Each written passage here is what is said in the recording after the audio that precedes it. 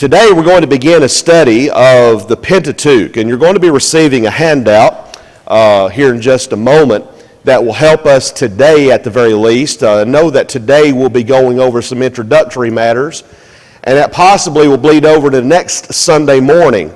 Now you may be wondering, what does he mean by Pentateuch? The word Pentateuch is taken from two words meaning 5 books. And what we're talking about is the 5 books of Moses, Genesis through Deuteronomy. The Jews call those 5 books the Torah, Torah. And they, of course, are the most holy books for the Jews. And they are, of course, books of extreme interest to us for a lot of reasons. There is a book that I have, actually a version of the Torah that I have in my library in my office that would belong to my dad. My mom bought it for him for a birthday present, I believe. And it was put out by the Jewish Society. I believe I'm correct about that. I'll try to remember to bring it next Sunday. It's a translation of the first 5 books of the Bible. Interesting, because it's bound as you would bind the Bible itself. The entire Bible is bound in leather and with the bookmark and all of that. So it's a very interesting edition of that. But the authorship of the Pentateuch has been hotly disputed. The first 5 books of the Bible. We believe, and I firmly believe correctly, that the first 5 books of the Bible were authored by Moses. However, beginning in the 19th or the 18th century, there were scholars who disputed that, primarily liberal scholars, and began a steady drumbeat against Mosaic authorship. They say Moses could not have been the author of the first 5 books of the Bible. It had to have been Israel coming up with this history to explain why they were settled in Canaan. A man named Julius Wellhausen came up with this theory where instead of Moses authoring all 5 books, you had in the first place an author, unknown author or authors, who used the name Yahweh for God. We're going to talk about that holy name for God as we go through the book. But they say every time that you see the word Jehovah, that is the Jehovah author, the Yahvist author is what they would call it. So we'll put a letter J onto that.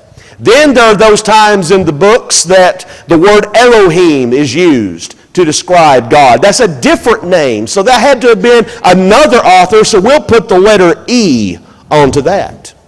Then you also have the book of Deuteronomy itself, that is the law, the coded law. So what we're going to do is we're going to put a D for that. So now you have J, E, and D, but then you also have the priestly code. So that had to have been a different author or authors. So we'll put the letter P in connection with that. So now, instead of Moses writing all 5 books, you have J, E, D, and P. The classic Wellhausen theory of the Pentateuch was accepted by liberal critics for many years until recent times, in which liberal critics today will accept the framework, that is, they'll accept the J, E, D, and P, but they will not accept what Wellhausen originally proposed. They have a modified version of the documentary hypothesis, as it is called, of the Pentateuch. And you think to yourself, how in the world can somebody come up with that?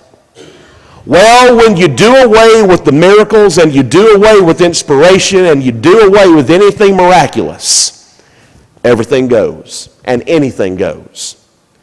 PBS is one of the most egregious offenders in promoting liberalism as it stands with biblical scholarship. In fact, PBS, on its, I believe its Frontline series, had a documentary about Israel and Exodus and all things that were connected to Moses. And in that documentary, I kid you not, they framed it J, E, D, and P. Do you think they had a bias? You better believe they did. And they also, of course, came out with a documentary concerning Jesus and the first Christians in which they promoted liberalism all the way in connection with Christianity and in connection with Jesus himself. So you've got a bias already in the media to a certain extent concerning liberal scholarship. Eventually, by the 20th century, most biblical scholars came to accept the liberal view or some modified version of it. In effect, it claims that Moses could not have written the first 5 books because they were products of the nation of Israel. Israel came up with these books. Israel came up with its history. And that's how they explain this. At any rate, there are still many in biblical scholarship who accept what the Bible says, that Moses wrote the Pentateuch. And as you see on the first page of your handout, there are solid reasons for accepting this premise. Evidences of Mosaic authorship, they are numerous. And among them are, number 1, the Pentateuch, the Torah, the first 5 books of the Bible, testifies to Moses' authorship. There are several places which testify to this within the first 5 books of the Bible. Exodus 17:14, Exodus 24:4, Exodus 34:27, Numbers 33:1 and 2, Deuteronomy 31:9. Either those passages tell lies or they are true. Sir, does anybody else need a handout? Do I have any more? No, I do not. Okay. We can make more. Just like Lay's potato chips, we can make more if you need them. That's a joke. Anyway, either those passages listed tell lies or they are true. Number 2, other Old Testament books testify to Mosaic authorship. Joshua 1:7 and 8, Joshua 8:31 and 32, 1 Kings 2:3 and 2, 1 Kings 2 and 2:3, 2 Kings 14:6, 2 Kings 21:8, Ezekiel 6:18, right, it should be Ezra 6:18, Nehemiah 13:1, Daniel 9:11 through 13, and Malachi 4:4, and there are many other passages that we could have added to these. These are just a few of the passages that testify to Mosaic authorship. Number 3, eyewitness details appear which could only come from someone who was there.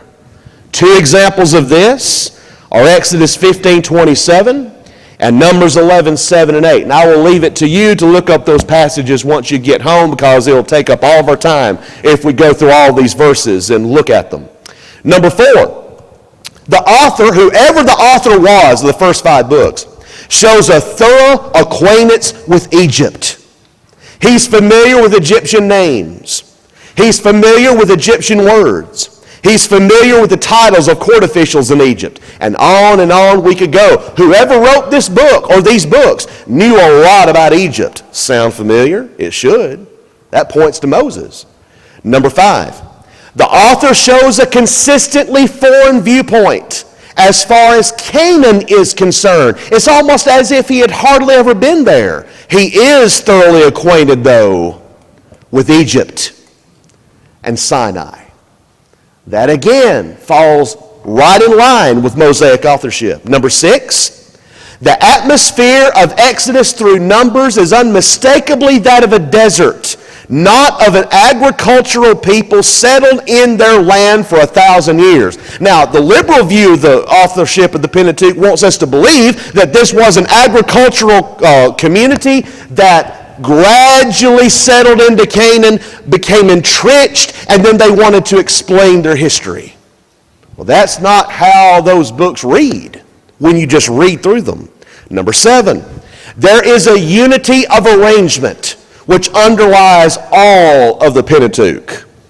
This is an organized telling from all the way from Genesis through Deuteronomy. And number 8, Moses himself had personal knowledge of Egyptian and Median culture and geography. He had received oral teaching about Abraham and the patriarchs from his mother. Remember, as when we come to Exodus, we're going to see that his mother was the one who reared him.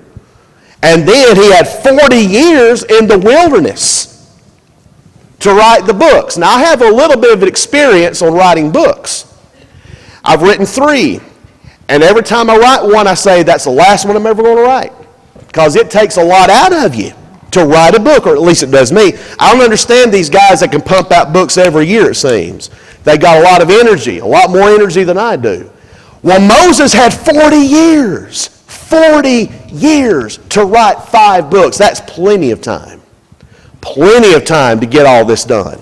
Well, turn over to the back side of that page, and I want you to consider the unique qualifications of Moses. Could Moses have written these 5 books? I submit to you, yes. 1,000 times yes. There is a book that is now out of print, which you can find through Clyde Woods in Henderson, Tennessee. He has what he calls bargain bookfinders.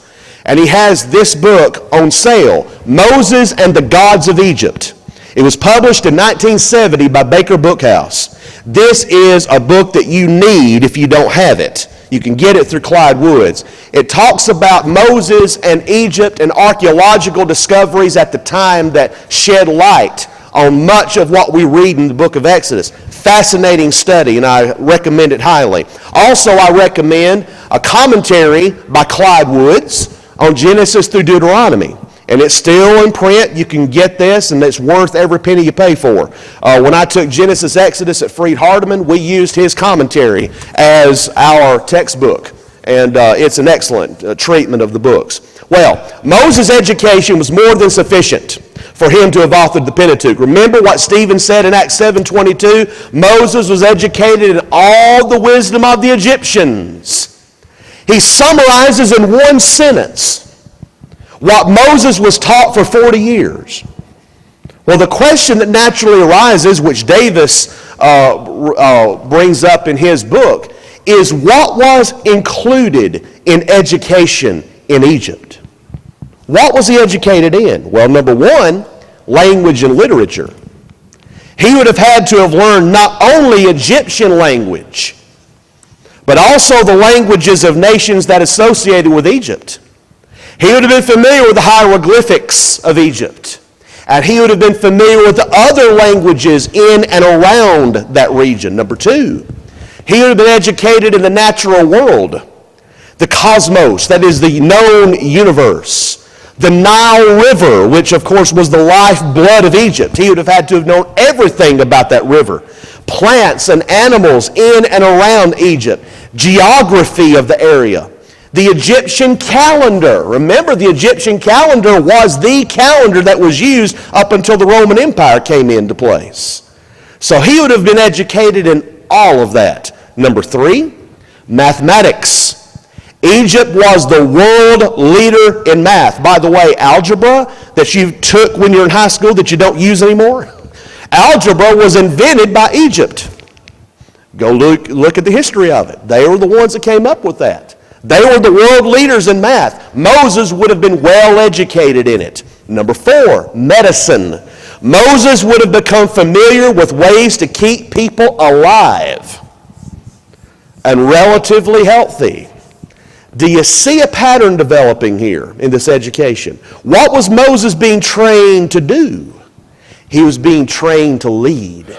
He was being trained to lead a large group.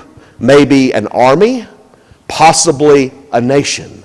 Number five, technology. He would have been educated in the technology of the day, woodworking, boat building, metalwork, precious stones. All of that would be included. Number six, rhetoric. Moses would have been professionally trained in the art of speaking and persuasion. That's interesting to me. Because if you remember, as we're going to see when we get to Exodus, at the burning bush, what is one of the excuses that Moses brings up? I'm not fluent in speech. I can't speak. So the Lord says, I'm going to give you Aaron to be your spokesman. Well, Aaron does serve as Moses' spokesman for a while. But then if you notice, gradually over time, Moses sort of starts pushing Aaron to the side as far as speaking, and Moses starts stepping up and start speaking himself. Why? Because Moses had been out of practice for 40 years. Remember, he was in the wilderness for 40 years. So he was 40 years old when he flees from Egypt. He stays there for 40 years tending sheep. And then the Lord appears to him when he's 80 years old. He's been out of practice for 40 years. Do you think that if you had not been public speaking for 40 years, you might be a little bit nervous? You better believe it. Moses didn't think he could do it. I've been out of practice. Well, sometimes it's like getting on a bicycle. If you haven't been on a bicycle for a while and you know how to ride one, you're getting a little bit shaky, but it's just you start getting that habit again, and it comes back to you. That's the way it was with Moses. He had to get in the habit of it again, but he was trained to be a public speaker. Number 7, magic. Moses would have become familiar with all the tricks used by Egyptian sorcerers. So when we come to the point where the Egyptian sorcerers duplicate Moses' miracles, that is the changing of the rod to a snake, the turning of the water to blood, Moses knew how they were doing that. And if you notice, when Moses had when he picked up his snake, what did the Lord tell him to do? Pick it up by the tail. That's different from what the Egyptian sorcerers did. They would pick their snakes up behind the head. Why? Because there's a certain snake in Egypt that when you pick it up behind the head, it stiffens up as stiff as a rod. What the Lord was doing was showing that this is no parlor trick. This is the hand of God at work. By the way, there are 2 magicians that are specifically named by Peter, Jannes and Jambres, who withstood Moses. That is a fascinating thing to study out. I was assigned that topic last year at Freed-Hardeman Lectureship about Jannes and Jambres. There is a book that came out in the 1st century that supposedly the annals of Jannes and Jambres.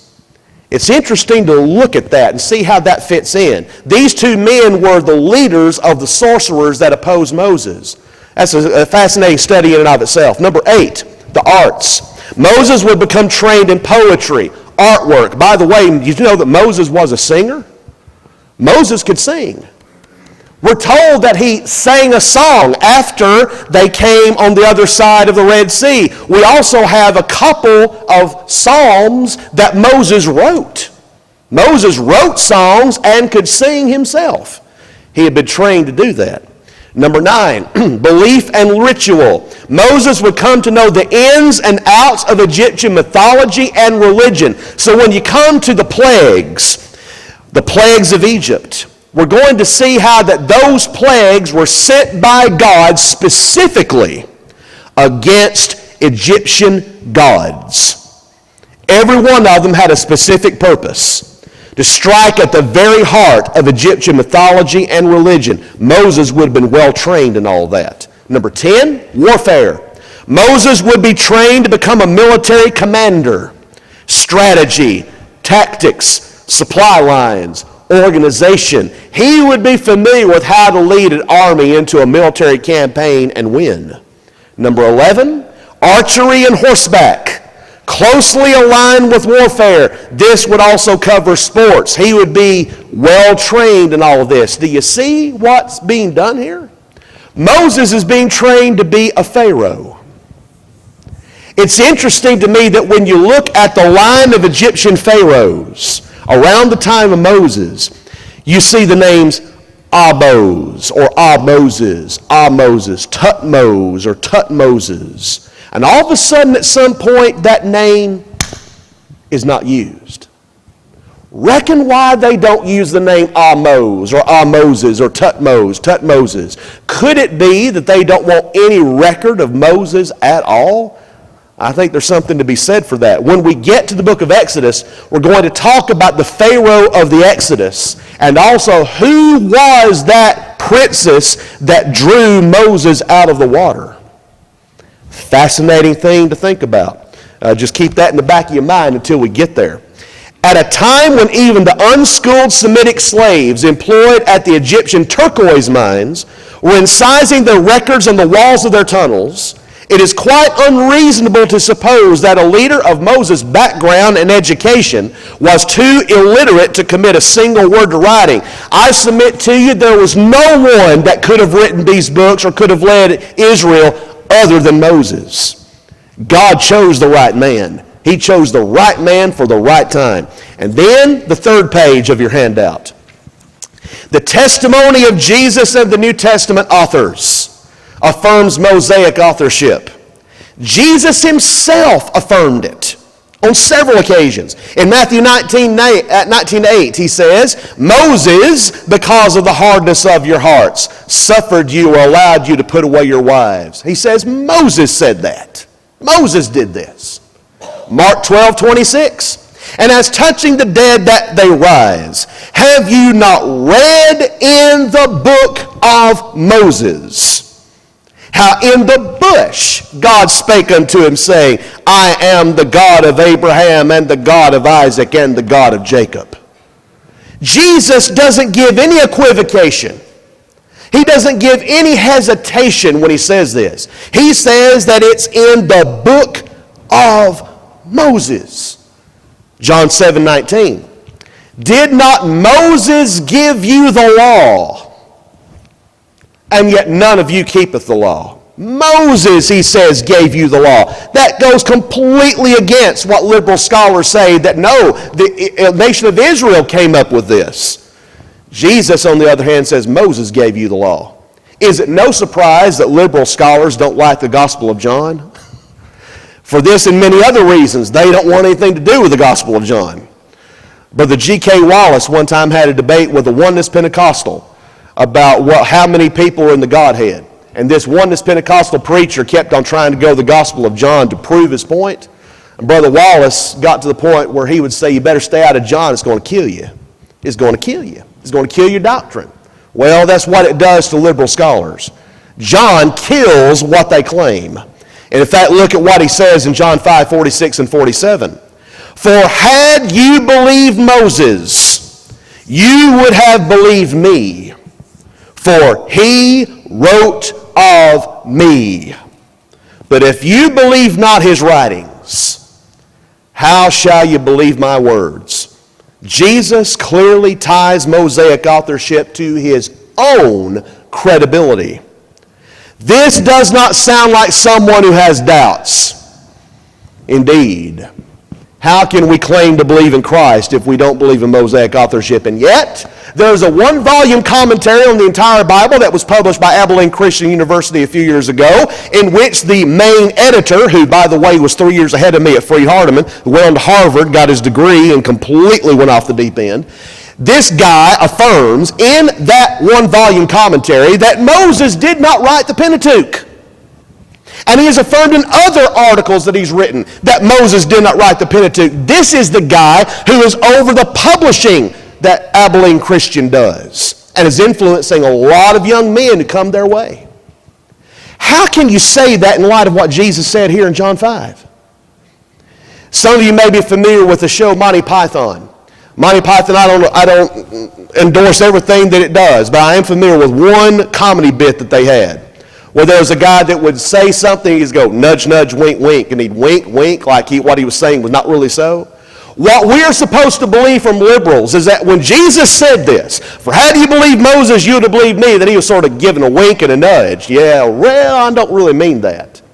That's not how the Bible portrays it at all.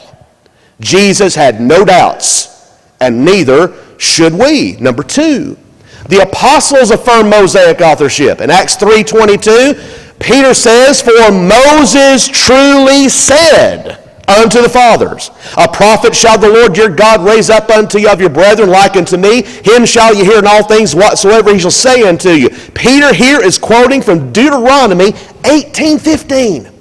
That's from one of the very books that liberals say that Moses could not have written.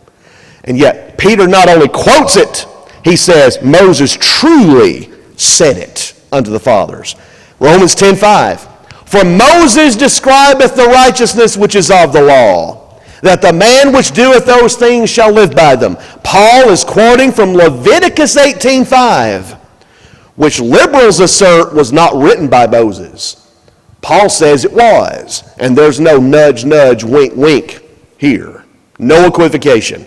It is hard to see how someone can embrace theories that affirm Moses did not write one word of the law without attributing falsehood to Christ and the apostles. How can we say that? I don't think we can.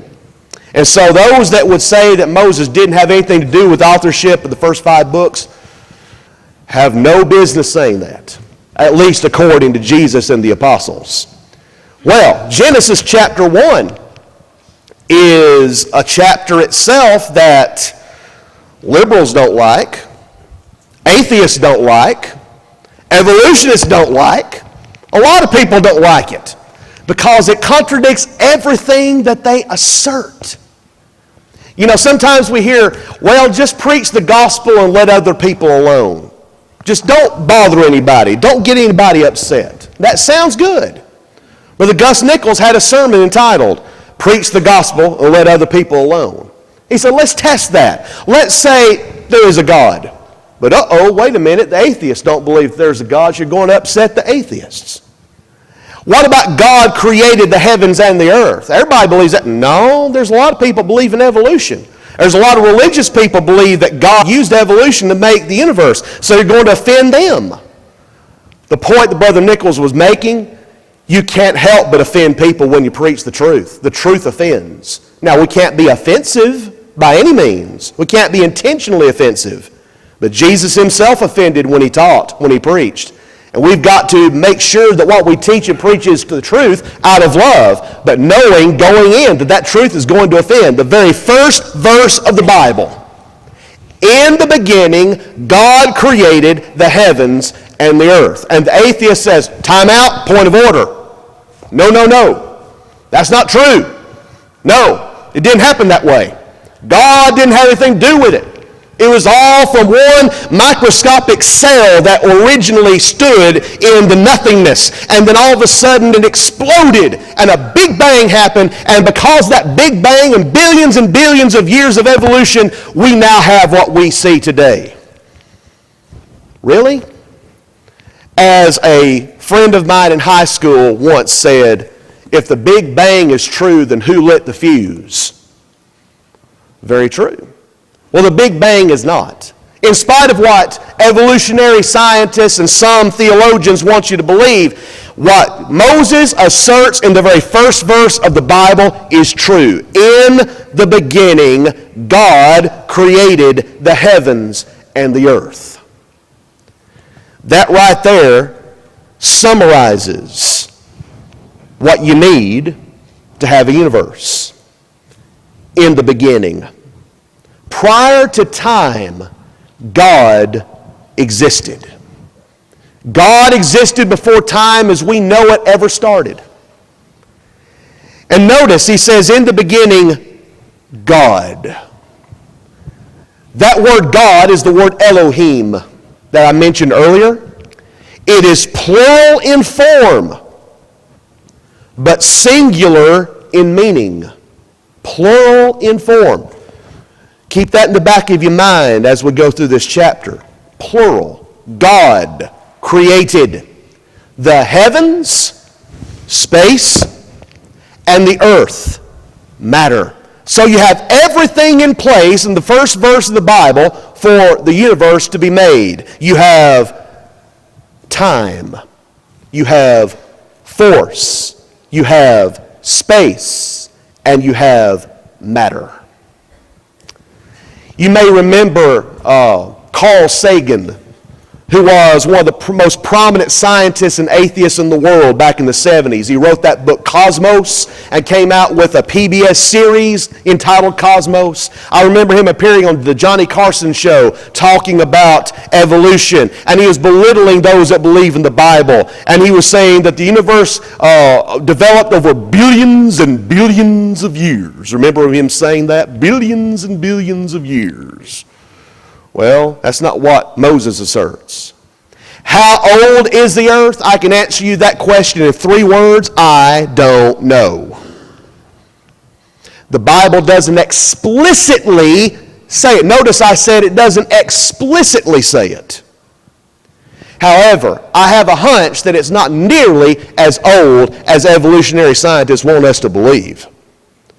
Even if the universe is billions and billions of years old, God created it. And he created it exactly as it's described in Genesis chapter 1. And you don't have to resort to evolutionary theory to try to explain how it came to be. Either God created it or it created itself. One of the two. In the beginning, God created. That word is bara in the Hebrew. He created the heavens and the earth. This was divine activity at work. Not only does Genesis 1:1 describe the creation of the universe, two New Testament passages give us more specific detail. In John 1:1 and 2, it says, "In the beginning was the Word, and the Word was with God, and the Word was God. The same was in the beginning with God." That falls right in line with what this word Elohim says. It's plural. So now John tells us that the Word was there. And then it goes on to say in verse 2, all things were created by Him, the Word. And without Him was not anything made that was made. So God created the heavens and the earth, but who particularly? The Word. Hebrews 1:1 and 2 goes even a step further. Hebrews 1:1 and 2 was the first passage I ever put to memory. Hebrews 1:1 and 2 says, "God, who at sundry times and in divers manners spake in times past unto the fathers by the prophets, hath in these last days spoken to us by His Son, whom He hath appointed heir of all things." Watch this. "By whom also He made the worlds." So the Hebrews writer, whoever it was, I believe it probably was Paul, Hebrews writer says that Christ did that. So the Word, the pre-incarnate Word, was the one that God the Father used to make the universe. So you've got God the Father already mentioned. And implied strongly here is the pre-incarnate Word, who would become Jesus Christ. But watch verse 3. "The earth was formless and void, and darkness was over the surface of the deep, and the Spirit of God was moving over the surface of the waters." So we see God the Father in verse 1. Implied is the Word, and now we have the Spirit. God the Father, God the Son, God the Spirit, the first, second, third persons of the Godhead present at the very beginning of time. Brother Rex Turner Sr. often would talk about the redemption of man and the parallel with the creation of the universe. In the creation of the universe, he would say, in his own imitable style, God designed the creation, Christ executed the creation, the Spirit finished or beautified the creation.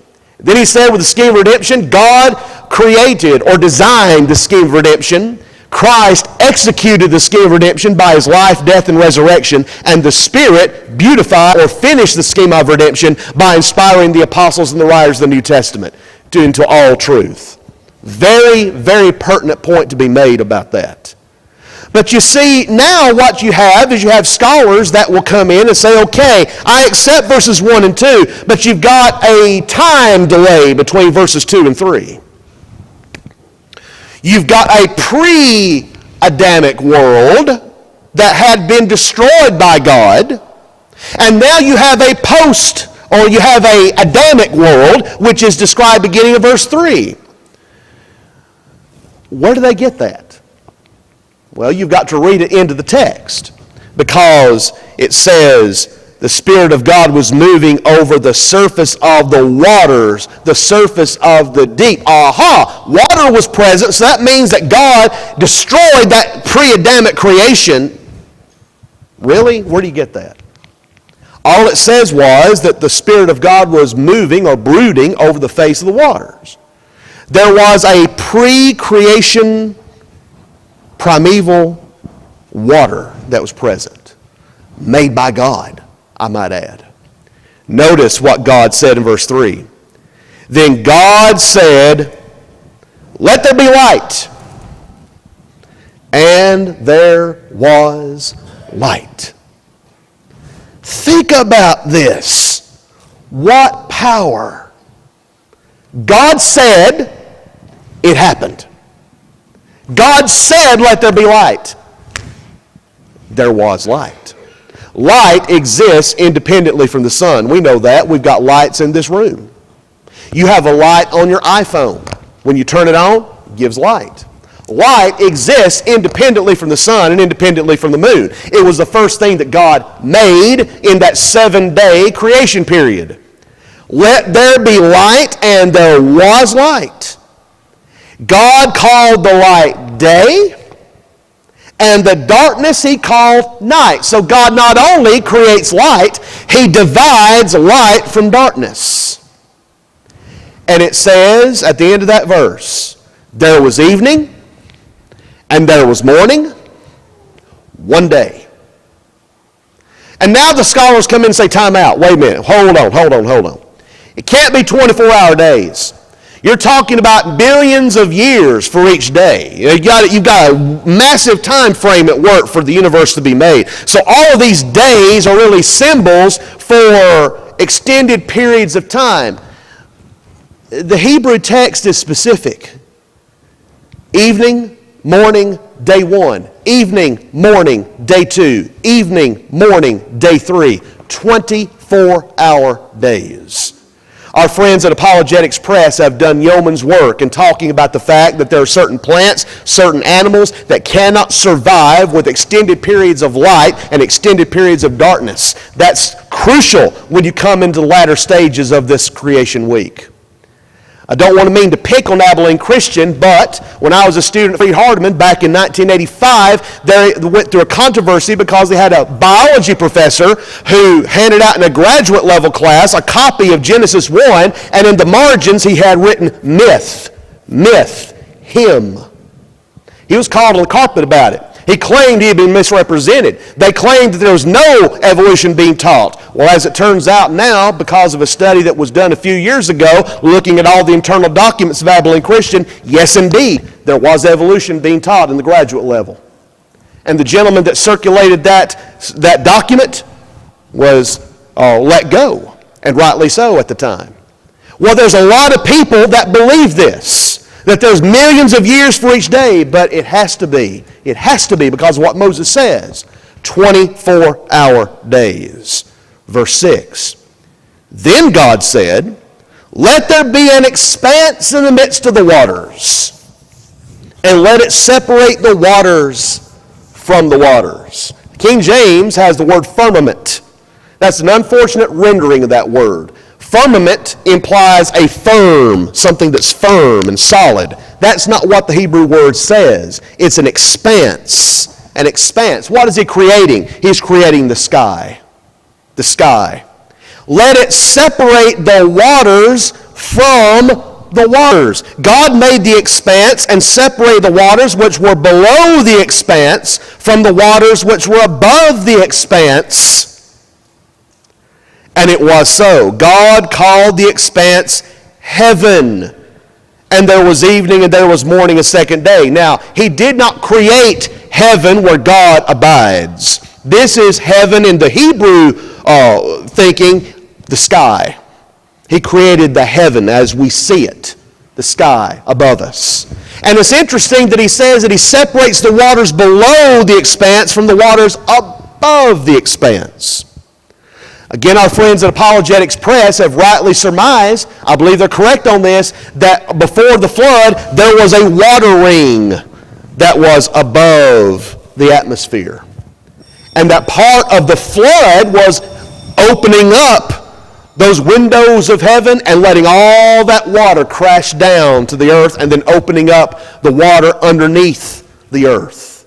And that flooded the entire globe. That's an interesting thing to think about because that would contribute to the longevity of life prior to the flood. People living over 900 years. As we're going to see, Methuselah lives 969 years. How were they able to live such long periods of time? Well, if you have that protection from ultraviolet rays of the sun, which water would provide, then that would contribute to a long life. Plus, you're still very close to the original pair, Adam and Eve, the perfect genetic pair. We'll talk about Adam and Eve more once we get to their creation. I have a theory about what Adam and Eve looked like. And it's just my theory, but I'll present it to you once we get there. Still, Adam and Eve was the perfect physical couple. You couldn't find anybody more perfect than them. And genetically, there was no one more perfect than them, except, of course, for Jesus, who would come in the first century. Still, you've got all of that at work to contribute to longevity of life. After the flood, that protection would be gone. And so we would be affected by ultraviolet rays of the sun in part. Well, we've gone through the first 2 days of creation, and he's already made a great, great thing. And there's more to come. So, verse 9. Then God said, let the waters below the heavens be gathered in one place, and let the dry land appear, and it was so. God called the dry land earth, and the gathering of the waters he called seas, and God saw that it was good. He gathered the earth into one place, the waters into one place. That implies, at least to me, that all of the land was in one supercontinent. In fact, there's evidence, if you look at your globe, the map of the globe, that at one time Africa and South America were joined together. Madagascar at one time was joined to the eastern coast of Africa. There are other places where you can fit the puzzle, as it were, in certain places. At one time, all of the landmass was grouped together. And this, I believe, is where it happened. The flood changed everything. The flood changed it all. Well, verse 11, God said, let the earth sprout vegetation, plants yielding seed, and fruit trees in the earth bearing fruit after their kind, with seed in them. And it was so. The earth brought forth vegetation, plants yielding seed after their kind, and trees bearing fruit with seed in them after their kind. And God saw that it was good. There was evening, and there was morning, a third day. So now you got the plants, you've got grass, you've got flowers, you've got vegetation, you've got all the natural botanic laws set in place. This in 3 days' time. Do you think the God that we serve is powerful, is mighty? It defies imagination. It boggles your mind to think about this kind of power, where you can speak and it happens. But should we be surprised if the second person of the Godhead was the one doing this, and he was, when Jesus comes to this earth, and the stormy seas are billowing about and beating upon the ship, and he's asleep deep within the ship itself in all of this. The disciples wanted to do something about it. What does he do? He comes up on top of the ship and says simply, peace, be still. And it happens. That kind of power. What manner of man is this, that even the winds and the sea obey him? It's the same being who spoke, and it happened. That's the God we serve. That's our Lord. That's our King. And if you don't come away from this with an awe, a respectful awe of God, then you're missing it totally. You're completely missing the point of what Moses is saying. When Moses wrote these words, the Spirit of God was inspiring him to do it, and I firmly believe that as he wrote, he saw this play out in his mind. As he was writing it, God allowed him to see this happen. That would have been something to behold. Well, this is where we'll stop. We're not even through the first chapter yet. It's going to take a while, but I hope that you'll enjoy it.